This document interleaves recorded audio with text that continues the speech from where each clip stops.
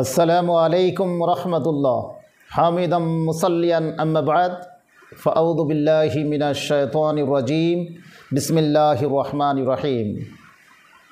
প্রিয় দর্শক মণ্ডলী ও শ্রোতা মণ্ডলী, দেশে বিদেশে যেখানেই অবস্থান করেন না কেন, আজকে রমজানে দ্বিতীয় রমজান। এই মুহূর্তে বিশেষে আমার কাছে কিছু ভাই বোনেরা প্রশ্ন করেছেন, সেই প্রশ্ন উত্তরের পর্বে উপস্থিত হয়েছি কিছু তোহফা নিয়ে। আশা করি আপনারা আমার সাথে সংযোগ হবেন বা হতে চলেছেন। একটি খুব গুরুত্বপূর্ণ প্রশ্ন করেছেন এক বোন, ব্লাড চেক আপ করলে বা ইঞ্জেকশন করলে রোজা থাকবে কি থাকবে না, তাতে সিয়াম ভঙ্গের কোনো আশঙ্কা আছে কি না।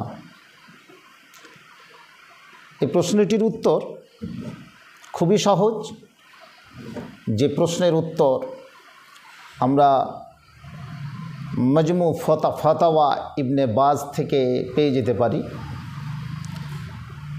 ব্লাড চেক আপ করলে অর্থাৎ ব্লাড নিলে অথবা ইঞ্জেকশন প্রয়োগ করলে সেটা রোজা ভেঙে যাবে কি যাবে না, খুবই চমৎকার একটি প্রশ্ন।